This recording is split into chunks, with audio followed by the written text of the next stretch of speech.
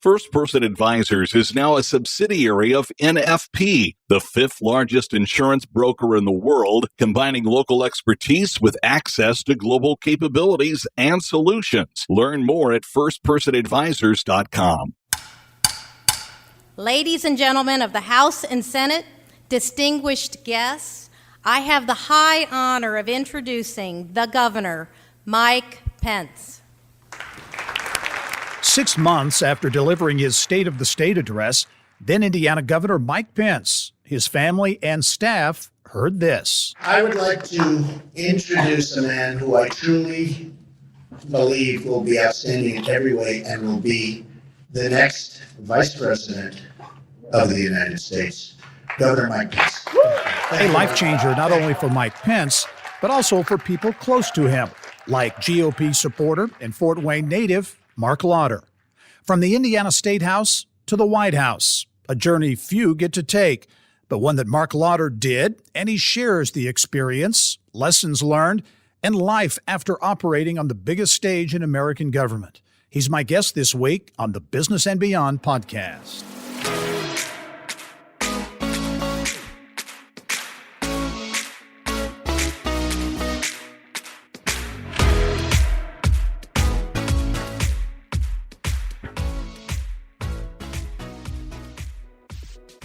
Hello and welcome to the Business and Beyond podcast, presented by PNC. I'm Gary Dick. Marc Lotter grew up in the Summit City, Fort Wayne. He graduated from Snyder High School, where he got the broadcasting bug. They had a TV program there, and guess who was sports anchor during his senior year?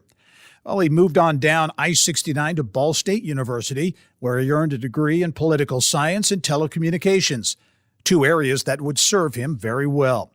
After Ball State, Marc worked in various TV and radio jobs, including producing newscasts at WRTV in Indianapolis. But then the political bug bit him. He left news and served in roles for a number of Indiana Republican office holders over the years, from City Hall to the Statehouse to the White House. Marc Lotter has some really interesting stories to share. And it is a great pleasure of mine to welcome to the Business and Beyond podcast, Marc Lotter, a longtime friend. Marc, how are you? I'm doing great, Gary. How are you? Very good. You've got beautiful Washington landscape in back of you, and known you for a long time. And we go back to our days at Channel 6. You were a news producer here in Indianapolis back then. Did you ever think you would end up where you are and where you have been for these last few years? No, to be honest with you, it was quite a blessing, but also a little bit of a surprise. I remember distinctly a few years ago, I was doing This Week with George Stephanopoulos. I was on the power panel, and one of our old colleagues from Channel 6 texted me because I used to produce the companion show with that program from Channel 6 way back in the 90s. Yeah. Little did I ever know that I would ever actually be on the real program, a couple decades later. Yeah, and I want to get into that because you have frequented some of the top news talk shows in the country a number of times. But you are currently at the America First Policy Institute, Chief Communications Officer there. First of all, the Institute, give us kind of a thumbnail of the Institute and what you're doing now. Yeah, so as the Trump administration was winding down, typically what happens is the administration officials all disperse to the winds to various corporate gigs and other think tanks and things like that are in long play. But our CEO and president, Brooke Rollins, who was the head of the Domestic Policy Council, got together with Linda McMahon, who was the Small Business Administrator, and Larry Kudlow, who was obviously the chair of the National Economic Council, and said, we can't just let all this talent go away. And so they came up with this idea to house basically the biggest minds in the America First movement under one roof. And so they started to build out what became the America First Policy Institute just over a year ago. And we've gone from basically 0 people to now over 140 staffers. We have 21 different policy centers, 6 former cabinet secretaries, 8 senior White House staffers are helping to lead this effort. And it's really, I say it fills in the gaps. Obviously, Gary, you and I know, I'm old enough to remember the Reagan Revolution. And back in 1980, they were called Reagan Democrats. And they reelected Reagan in 84. kept the good times going in 88. But as soon as we had a blip in the economy, some poorly run campaigns and a brilliantly run campaign, they went back to being Democrats because they bought the man, but were they really buying the mission? Yeah. So really the foundation here is to take the policies that were championed by the Trump administration, the Trump-Pence administration, and put the academic research behind it, put the thought behind it, do the white papers, the research, and then help build a framework. Whether you're running for Statehouse or White House, you can go to get all this research, build the momentum for an America First policy agenda. Whether your name is, Donald Trump or anyone else, you can still fight for the things he was fighting for, whether he's on the ballot or not. Yeah. What's a typical day like for you? A lot going on, obviously, in the economy and in the political world. What's a typical day like for you? Well, it's very similar. I mean, obviously, there's a lot of what we would call rapid response going on with what's going on in the day's news events, whether it's the inflation report that came out, just this morning, or looking ahead to what's coming out in the following weeks. But then it's also dealing on the academic or the research side, where we have, our Center for American Security wants to do a white paper on the Biden administration's decision to open up a new consular office in Palestine. And what does that mean? And really doing the longer term details. So we're thinking about both the short term, but then also looking ahead to the long term. And then, of course, the challenge is, how do I get the media interested in like a 28-page white paper on some very meaty topics? Yeah. You mentioned the media, and obviously you deal and have dealt with the media at a very high level for a number of years. Is the news media biased? Yes and no. I mean, I think first and foremost, the media has always been biased to news. What's going on? I remember one of our news directors back in the day reminding me that the first three letters of news spell new. And so, getting that point across, that hasn't changed. Yeah. I do think that there are some certain inherent biases at the national level, but also in my time from local television, whether it was in Indiana or in the other many stops that I made in my local television, I would say it's not prevalent. Yeah. Everyone has their own personal beliefs, but we really did our best to try to, bury those, put those behind us, and just tell the news. And I think that's why, especially at a local level, local news is still so much more trusted than what we see at the national level. Yeah, I would agree with that. And I guess my question was kind of geared more to the national level. And as you look at it, because you lived it, but how would you describe the coverage of the current administration versus the coverage of the Trump administration? I mean, there are a lot of things going on in the economy. And again, not to take a position one way or the other, but inflation and a number of really high-profile issues that are out there now. How would you rate how the national media is covering the current administration versus the Trump administration? Well, I think to a certain extent, I think we've seen a change here recently, and maybe it's post-Afghanistan, but I think it's especially in the most recent months when it's been with gas prices, baby formula, and then overall inflation. I think the media has kind of crossed that threshold where they've realized we've got to be critical. We have to be more critical and hold the administration to account. I mean, there's always a honeymoon period, whether you're with the media or even in Congress, that people give you kind of like a launching platform to get yourself up and running. But at some point, everyone, I think, has to make that choice. And I think we've started to see that change in the national media narrative. Yeah, I was reading Marlon Fitzwater's book, who was the famous White House press secretary for both Reagan and George H.W. And he was actually complaining about the same narrative, and about the same bias in the media. Is like we would address one economic statistic, the media would just change to another one to be critical. So I think they're doing their jobs. I think they also realize that, I mean, I'm not going to say it's driven by polls or ratings, but as you and I both know, Gary, I mean, that one of the balances in news is the news you need to know and the news you want to know. Right. And recognizing that balance, I think that what we've seen in the national media is that people want to know about inflation. They want to know about the causes of gas or whatever. It's not just stuff that they need. They want to know. They need to know it as well. Yeah. So much back and forth on both sides of the aisle, if you will. Point to the fact that this is a divided nation. In your view, Mark, can real substantive change happen in this political environment where both sides seem entrenched in their particular viewpoints, and there doesn't seem to be much interest or effort even to reach across the aisle to get things done. Yeah, it's definitely concerning, and it's one of the things I remember when I was working for then Governor Mitch Daniels, who reminded us that 90% of what you're asking for doesn't mean that you came up as a failure. But so far, and especially I think what we're seeing it in the general public in many cases is that if you don't get 100%, it's considered a failure, that you can't accept 90% and you can still fight for, champion, campaign for that last 10%. Doesn't mean you're giving up on it, but let's not sacrifice the need for perfection over moving the ball forward. And I think we'll eventually get there, but it's very difficult right now, and especially with all of the congressional districts being so gerrymandered on both sides of the aisle. There are Democrat districts, there are Republican districts, and there are not very many toss-up districts, which means that most of the candidates are probably more worried about being challenged from within their party than they are from the opposition. You got out of TV news and went to work in the communications business, political world, and have worked for some interesting people. You communications director for then Mayor Greg Ballard here in Indianapolis, worked for Mike Pence, Donald Trump. You mentioned Mitch Daniels. I want to ask you just about each of those individuals. Greg Ballard, obviously a surprise winner, served 2 terms. Really an interesting guy. I think a lot of people on both sides would say he did really a yeoman's job as mayor. Give us your thoughts, your remembrances in what it was like to work for Greg Ballard.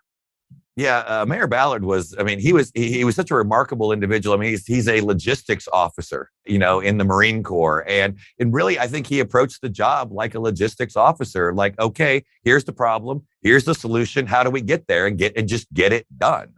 He really wasn't much into the political games or the political strategy side of it, because he was just a guy. He used to love to tell the story that, Mrs. Ballard, Winnie, was basically tired of hearing him complain about things, and then told him to step up and do something about it. And he put his name on the ballot and he won. Yeah. He really approached it from a different aspect than other office holders or candidates that I've worked with, who obviously understand the political side. Doesn't mean that they were going to sacrifice the goal, but they recognize the politics. Mayor Ballard just wanted to get the job done. He wanted to fill potholes, plow streets, take care of crime, and do those basic blocking and tackling things, which really at a local level is what you get reelected for. Yeah. Mitch Daniels. Probably the smartest person I've ever met in real life. It was my first job basically out in politics after I had left the media. And, I remember back in the 04 campaign, he had this laundry list. We turned it into a giant map of 86 different policy proposals. And the polls had always shown that he was leading that race. He was going to likely win that race. It was never really a close race. But then he had some very controversial things on that roadmap to Indiana's comeback, including daylight savings time and things like that. And a lot of us in the political world were kept saying, then it was Mitch, not governor, like, Mitch, stop talking about this. We're winning big. And he looked at us, didn't even blink an eye. And he said, we're running to do big things.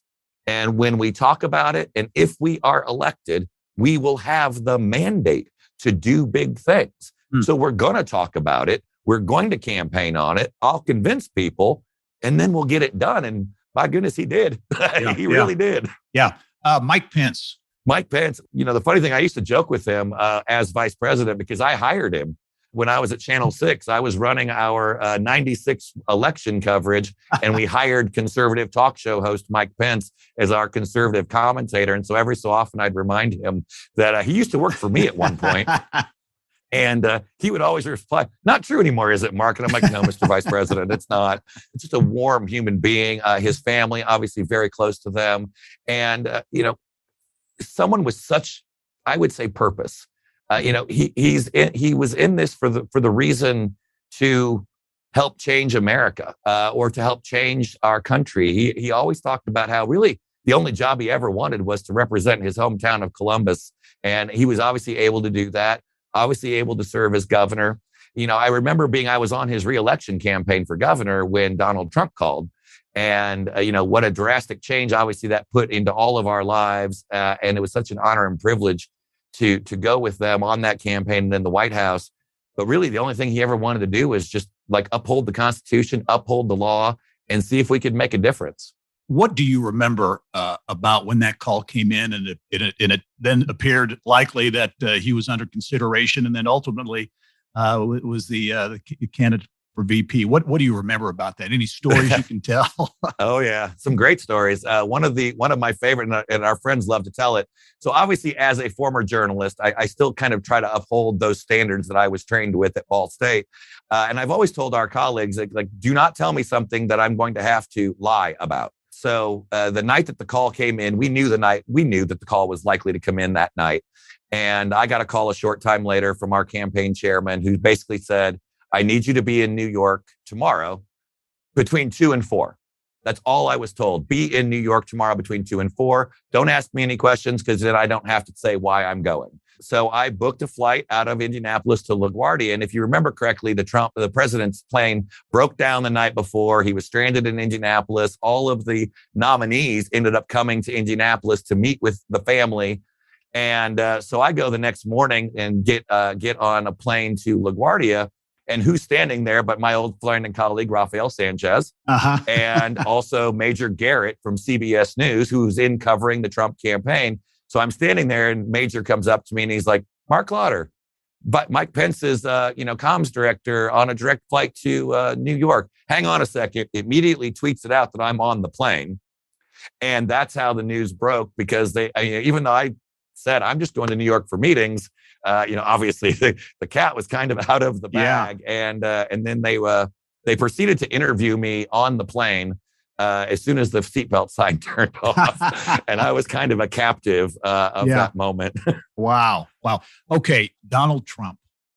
Donald Trump is, he is what he seems to be. It's not, but I would also say the one thing that I was always taken aback by with the president, you can tell he is in the hospitality industry because he's always concerned about making sure you are comfortable. You have what you need. I still remember I was in New York one day doing a bunch of interviews and Sarah Sanders, the White House press secretary, called and said, hey, he wants to see you tomorrow afternoon. Can you come over to the Oval Office? So I get to the Oval Office and it's Sarah, myself, I think Mercedes Schlapp and Kellyanne were in with the president. And I'm sitting in front of the Resolute desk. And the president over and over again is like, do you need coffee? Do you want a Diet Coke? Is there anything we can get you? Are you okay? And I'm sitting there thinking now, granted, I've been in the Oval Office many, many times, but you're never comfortable sitting in the Oval Office. I'm like, no, I'm not. You don't want to say it, but I'm like, I'm not comfortable, Mr. President. What do we want to talk about here? And he saw me on television, wanted to talk about the upcoming campaign, thought things were going well, and just wanted to kind of just download with me for 30 or 40 minutes. And I mean, he was just so caring about your comfort. You can tell he's a man who owns, hotels and golf courses. And, he wants to make sure that the guests are taken care of. Yeah. You mentioned the talk shows, the TV shows, and you appeared on all of them, Meet the Press and Face the Nation, all the cable shows. Describe what that's like, because, as someone who's been on TV for a long time, reporting, that's one thing. But when you're the one being grilled, that's a different story. What was the experience like?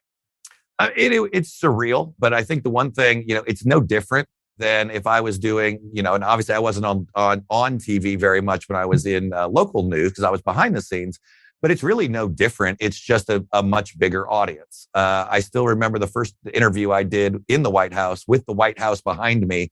I think the vice president was getting ready to go overseas to South Korea. And I looked down in the monitor and saw the White House standing, behind me as I'm getting ready to do this interview. And I realized that all the interviews I had ever done, whether it was for Mitch or for Mayor Ballard, the ratings came back the next day. I think 1.8 million people were watching Fox News at that time. I'm like, that's probably more in that one interview that's ever watched me, over the course of my entire 10 or 12 years. Yeah. But my biggest takeaway on the national media is that what you see and what it is are really two different things. I would almost compare it to a professional sporting event because, Tom Brady and Peyton Manning are going to go, bomb for bomb and throw it at each other, nonstop. And as soon as the whistle stops, they're shaking hands. They're talking about it, playing in each other's golf outings. Yeah. And I mean, for the most part, most of those interviews, we would, obviously the reporters would do their jobs. We're doing our jobs. And as soon as the camera turns off, we're talking about the weather.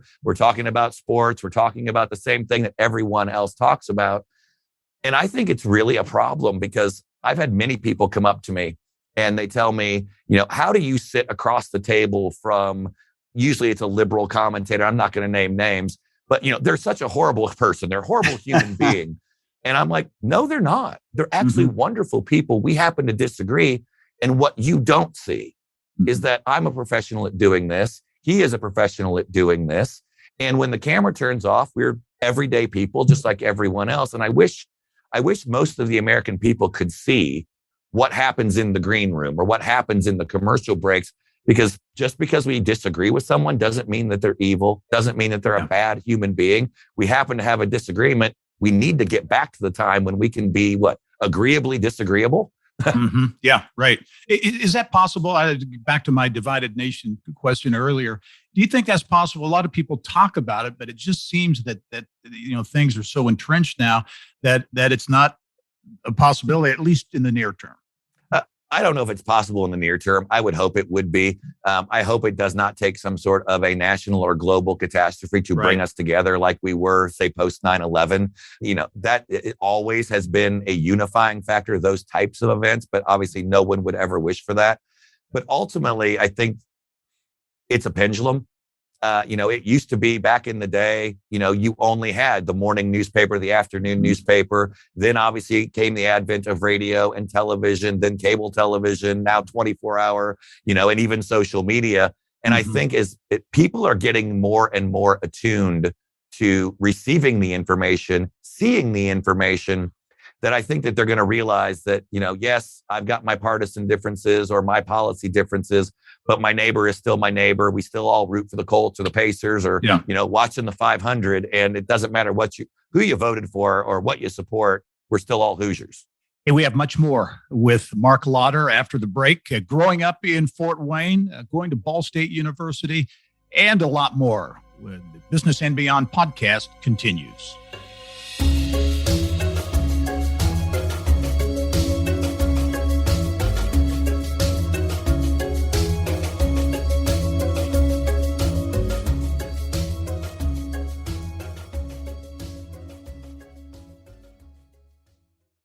First Person Advisors is now a subsidiary of National Financial Partners, the fifth largest insurance broker and consultant in the world. Develop your total reward strategies all in one place with the combination of First Person's local expertise and NFP's global resources and integrated solutions. Learn more at firstpersonadvisors.com.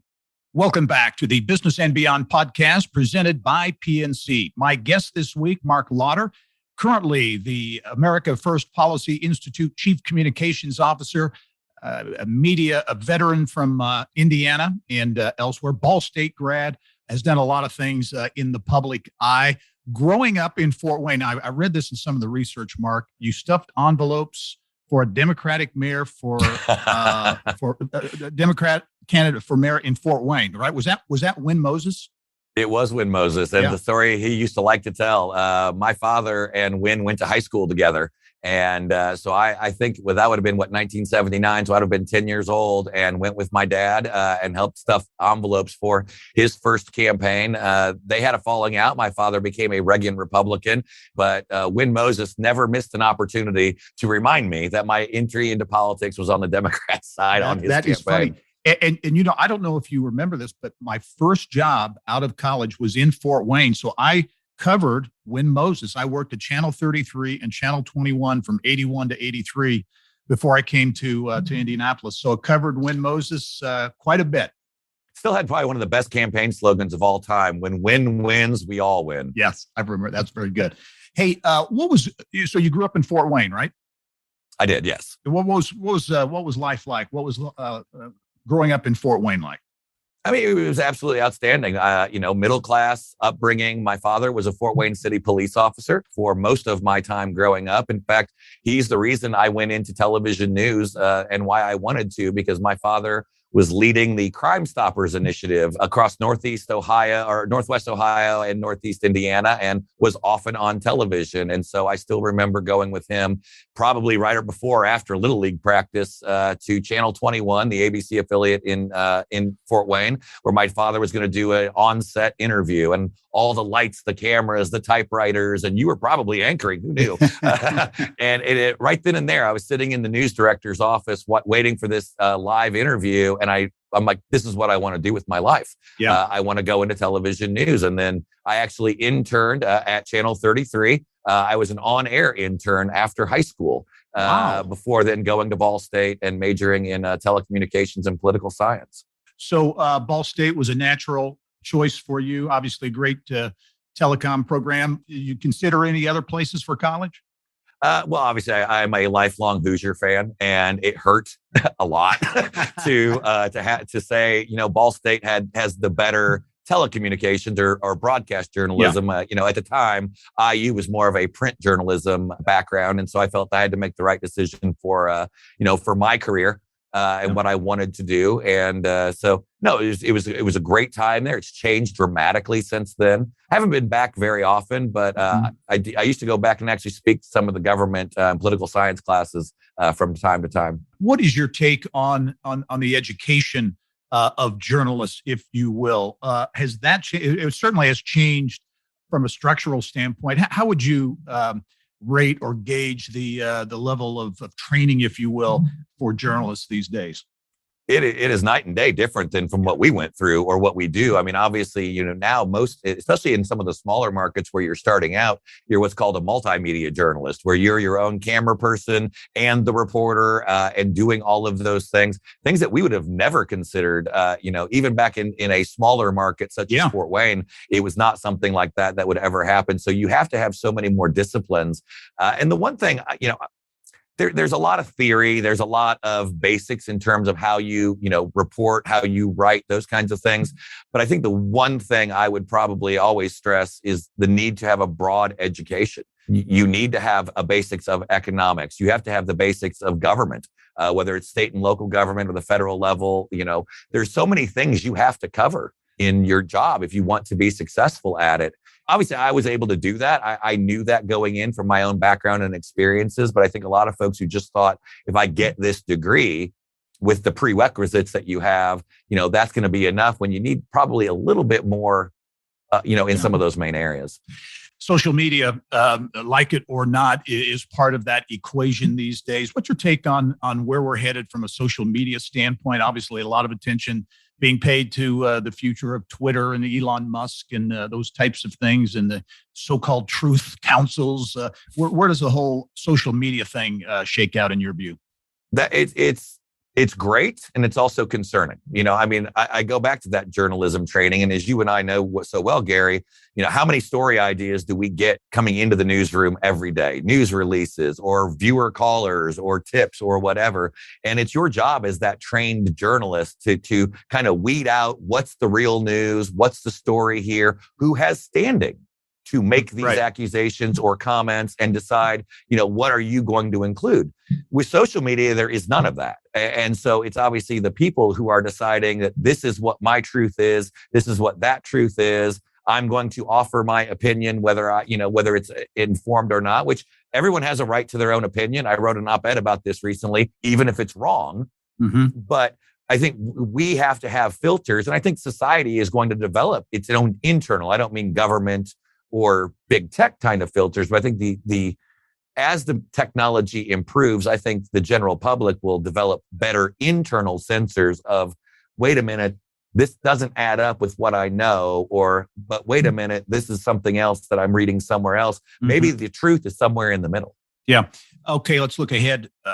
First of all, to the midterm election. Obviously, you come from a certain point of view, but where do you see things shaking out again, if you will, in the midterm election?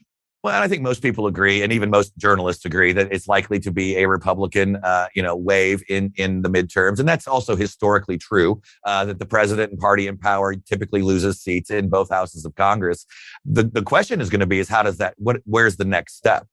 And that's one of the things we're working on here. The challenge and the fear I have is that when you look at the economy, as our polls show internally here at the America First Policy Institute, the economy is issue 1, 2, and 3 on the minds of the American voter. And obviously, there's not a great story to tell. And so that's one of the things I worry that of how some other outside factors are going to play into the narrative, whether it's the upcoming decision in the Dobbs case, whether it's obviously the horrific shootings that we've seen here recently, the mass shootings, crime in general.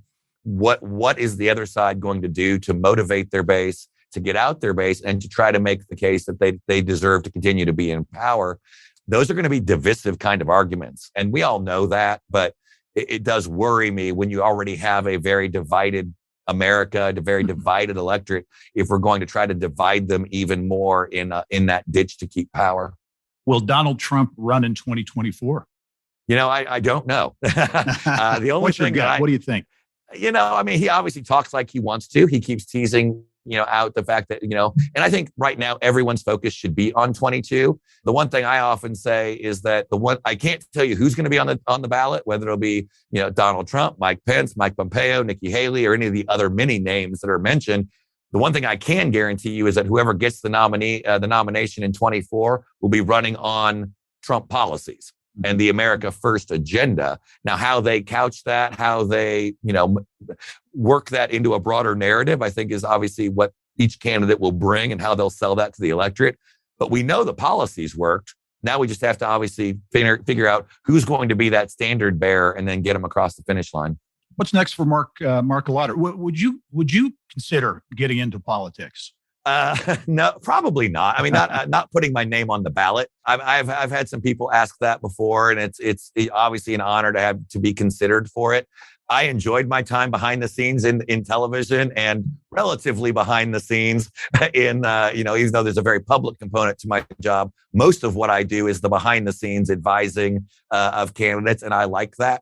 And so never can say never, but probably not in my future. Yeah. What is your future? Are you going to be a DC guy? You're going to be part of that equation, if you will, for the foreseeable future?